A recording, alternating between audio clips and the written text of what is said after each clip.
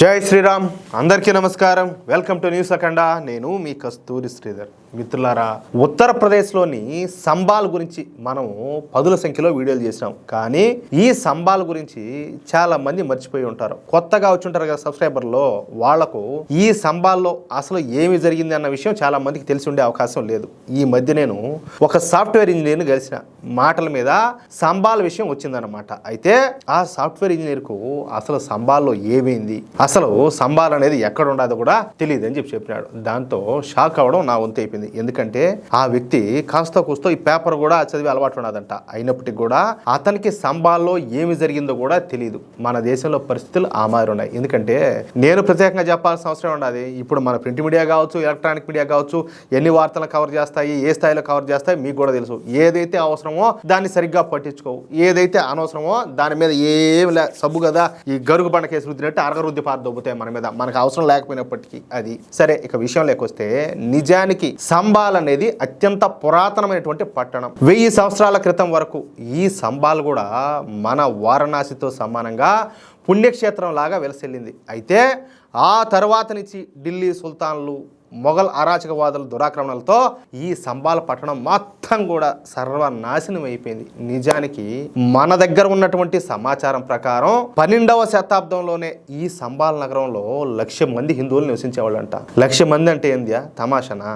ఇక్కడ ఏకంగా 68 పవిత్రమైనటువంటి ప్రదేశాలు ఉన్నాయి. కానీ ఈ ముస్లిం దురాక్రమణదారుల మూలంగా ఈ సంబాల్ నగరంలో హిందువుల జనాభా క్రమేపీ మంచుగడ్డలాగా కరిగిపోతా వచ్చిందనమాట. ఇక స్వాతంత్రం వచ్చిన తర్వాత మన దేశంలోనూ అదేవిధంగా ఉత్తరప్రదేశ్లో కూడా ఈ కాంగ్రెస్ పార్టీ ప్రభుత్వమే పరిపాలించడంతో ఇక జిహాదీలకు తిరుగనేది లేకుండా పోయింది. ఇప్పుడు పేరుకే మన స్వాతంత్రం వచ్చింది, మనం ఏడయ్యా మనం స్వేచ్ఛగా స్వతంత్రంగా బతుకుతున్నామా? పేరుకే ఈ దేశంలో హిందువులు మెజార్టీలు, ఏడ మన స్వతంత్రం ఉన్నది?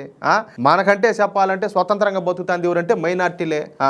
మనకంటే వాళ్ళకి ఎక్కువగా హక్కులు వినాయి. ఇప్పుడు మత ప్రాతిపదికనే కదా దేశాన్ని విభజించారు. మళ్ళీ బొక్కలోది మళ్ళా ఈ మైనార్టీ శాఖలని అదని ఇదని వాళ్ళకి మళ్ళీ ప్రత్యేకమైనటువంటి హక్కులు రిజర్వేషన్లో అవసరం అయినా. నువ్వు మత ప్రాతిపదికను విడదీసినప్పుడు ఇష్టం ఉన్నవాడు ఏడు ఉంటాడు, లేకపోతే ఆడిపోతాడు. మళ్ళీ ఈ బోల్డ్ ఇవన్నీ ఏంటి, ఇవన్నీ హిందువుల సంఖ్య నాకు ఇచ్చేదానికి కాకపోతే ఇదంతా ఎవరు చేసిందంటే ఈ కాంగ్రెస్ ప్రభుత్వమే, వీళ్ళే చేసింది. అర్థమైందా? సరే. ఈ జిహాదీలు అప్పట్లోనే ల్యాండ్ జిహాదీలు కూడా పాల్పడి వేలాది మంది హిందువులను అక్కడి నుంచి తరిమేశారు. ఆ తరువాత 1964లో అనుకుంటా ఈ సంబాల్లో హిందూ వ్యతిరేక అల్లర్లు జరిగినాయి. చూడండి, ఈ అల్లర్లలో 169 మంది హిందువులు చనిపోయినారు. ఇప్పుడు స్వాతంత్రం వచ్చిన తర్వాత దేశ విభజన జరిగింది కదా, అప్పుడు కూడా పాకిస్తాన్లో ఉండేటువంటి హిందువులు ఇక్కడికి రావాలంటే వాళ్ళని కూడా ఊరికే రానిలా. మీకు అందరికి తెలిసే ఉంటుంది. వాళ్ళని కూడా ఓచుకోతలు పోసారు, మన ఆడబిడ్డల మానాలు తీశారు, దారుణాలు జరిగినాయి.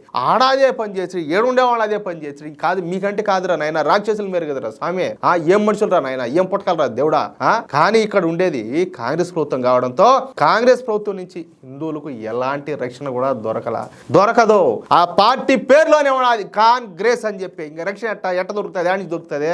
దీంతో ఈ సంబాల్ నుంచి పెద్ద సంఖ్యలో హిందువులంతా కూడా వేరే ప్రాంతాలకంతా కూడా వలసపోయినారు. ఇప్పుడు ఈ సంబాల్లో జనాభా 3 లక్షల మంది ఉంటే అందులో హిందువుల జనాభా ఎంతో తెలిసిన కేవలం 60,000 మంది మాత్రమే. అర్థమవుతుందా? అంటే 20% మాత్రమే ఇక్కడ హిందువులు ఉంటే మిగిలిన 80% మంది ముస్లింలే ఉన్నారు. ఒకప్పుడు ఎవరు మెజారిటీ హిందువులు. ఎంతమంది ఉన్నారు? 1,00,000 మంది ఉన్నారు. ఎప్పట్లో 1000 ఏళ్ల క్రితం. ఇప్పుడు ఎంతమంది ఉన్నారు? 60,000 మంది. అదే కథ. ఈ సంబాల్ అనేది మినీ పాకిస్తాన్ లాగా తయారైంది. అయితే ఈ సంబాల్లో మన హరిహర మహల్ ఉండిందనమాట. ఇది అతిపెద్ద దేవాలయం, ఇది ఒక పవిత్ర పుణ్యక్షేత్రం కూడా. కానీ 1520లో మొఘల్ దురాక్రమణదారైనటువంటి బాబర్ గాడు మన హరిహర మహల్ను పడగొట్టి దాని పునాదుల మీదనే ఒక మసీదు కట్టాడు, పెద్ద మసీదును. దాన్నే సంబాల్ జామా మసీదు అని అంటారనమాట. ఇక ఈ సంబాల్ జామా మసీదులో ఇప్పుడు అయోధ్యలో చేసినట్టుగానే ఆర్కియాలజీ సర్వే నిర్వహించాలని చెప్పేసి మన హిందూ లాయర్లు కోర్టుకు పిన్నారు. కోర్టు అందుకు పర్మిషన్ కూడా ఇచ్చింది. ఇక ఈ జామా మసీదులో కాదు మన హరిహర మహల్లో ఆర్కియాలజీ సర్వే నిర్వహిస్తా ఉంటే ఈ సంబాల్లోని జిహాదీలంతా కూడా పెద్ద ఎత్తున అల్లర్లోకి దిగినారు. వీళ్ళని రెచ్చగొట్టింది కూడా తెలిసిన సంబాల్ ఎంపీ. అర్థమైందా? సరే. ఈ జిహాదీ గాళ్ళంతా రాళ్ళు, నాటు తుపాకులు, రాడ్లు అన్ని తీసుకొని పోలీసులపైన ఏకంగా దాడులకు పాల్పడినారు. ఈ దాడుల్లో ఏకంగా 2500 మంది జిహాదీలంతా కూడా పాల్గొన్నారు. కానీ ఈ అల్లర్లను ఒకే ఒక్క దెబ్బతో తొక్కిపెట్టాడు ఒక పోలీస్ అధికారి. ఒక్కొక్క జిహాదీ గాడిని తొక్కిపెట్టి నారదీశాడు ఒక పోలీస్ అధికారి. ఆయన పేరు వచ్చేసి అనూజ్ చౌదరి. అర్థం తందా? ఈ అల్లర్లలో అనూజ్ చౌదరి గారికి కాలికి బుల్లెట్ తగిలిందనమాట. అర్థమైందా? అయినా కూడా ఏ మాత్రం కూడా లెక్క చేయకుండా ఈ అల్లర్లను ఉక్కుపాతంతో అణగదొక్కినాడు. అర్థమైందా?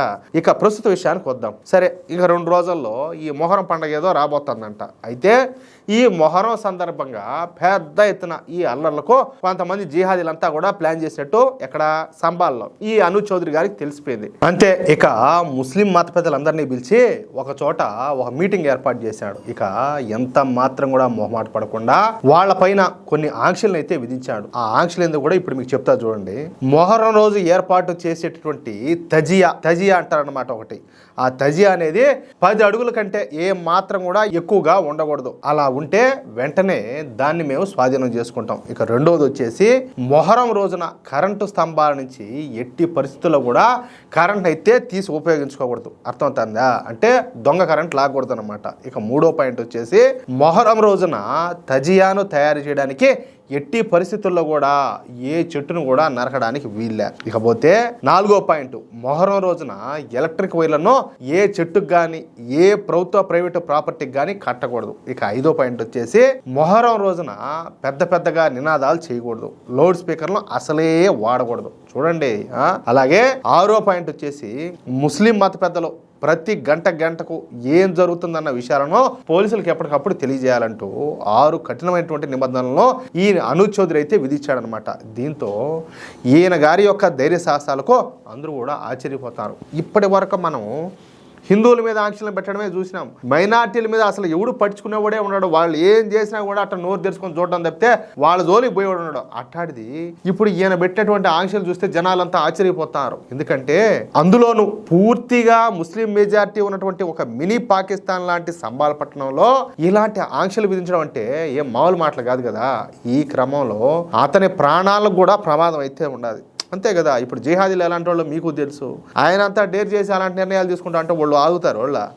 వాళ్ళు ముందుగానే పిచ్చి కుక్క గరిచిన వాళ్ళన్నా వాళ్ళకన్నా ఒక తక్కువ పిచ్చి పడుతుంది. కానీ ఈ జిహాదీ గాళ్ళకైతే ఇంకేమి 100 పిచ్చి కుక్కలు గరిచినా కూడా తక్కువే. అంతకంటే ఎక్కువ పిచ్చి వాళ్ళకు ఉంటుంది, మత పిచ్చి. దాంతో వాళ్ళు ఏమైనా చేస్తారు. అయినప్పటికీ కూడా ఇవన్నీ ఏవి కూడా లెక్క చేయకుండా అనూజ్ చౌదరి గారు ఈ విధంగా పనిచేస్తూ ఉండడం నిజంగా గొప్ప విషయం అని చెప్పుకోవచ్చు. అది ఎంతసేపటికి హిందువుల మీదనే కాదు ఆంక్షలు అనేటి ఎవరు చేసినా కూడా ఎవరి వల్ల ఇబ్బంది అన్నా ఎవరి వల్ల శాంతి భద్రతలకు విఘాతం కలుగుతుందన్నా కూడా ఖచ్చితంగా అందరి మీద అయితే ఆంక్షలు పెట్టాలా. కాదు, ఎప్పుడో 1000 సంవత్సరాల క్రితమే 1,00,000 మంది హిందువులు ఉన్నారు ఆ సంబాల్లో. అట్టాడిది ఇప్పుడు ఎంతమంది ఉన్నారు? అలాంటిది రేపు వాళ్ళందరూ ఒకటైపోయి వాళ్ళు ఇప్పుడు మంచి ఉంటారు, చెడు అనేది ఎక్కువగానే ఉంటుంది అనుకుందాం. ఎందుకంటే ఆ పరిస్థితి ఆ మారి ఉన్నది కాబట్టి ఆ ప్రాంతంలో వాళ్ళు మళ్ళీ ఈ ఉండే 20% హిందువులను ఏదైనా ఇబ్బంది తలపెడితే వాళ్ళకి ఏదైనా చేస్తే మీకు అర్థమవుతుందా? అది పాయింట్. కాబట్టి యోగి ప్రభుత్వం అక్కడ ఉన్నటువంటి పోలీస్ అధికారి అయినటువంటి ఈ అనూజ్ చౌదరి గారు మంచిగా ఈ నిర్ణయాలన్నీ తీసుకున్నారు. అది విషయం. మిత్రులారా, ఈ న్యూస్ కనుక మీకు నచ్చినట్లయితే ఖచ్చితంగా ఈ న్యూస్ నలుగురికి షేర్ చేయండి. అదేవిధంగా ప్రతి ఒక్కరు కూడా మీ యొక్క అమూల్యమైనటువంటి అభిప్రాయాలను స్పష్టంగా కామెంట్ రూపంలో తెలియజేయండి. ఇంకో విషయం ఏంటంటే, ఇంతవరకు మీరు కనుక మన ఛానల్ను సబ్స్క్రైబ్ చేసుకున్నట్లయితే ప్రతి ఒక్కరు కూడా మన ఛానల్ను సబ్స్క్రైబ్ చేసుకోండి, సపోర్ట్ చేయండి ప్లీజ్. జై శ్రీరామ్, జై హింద్.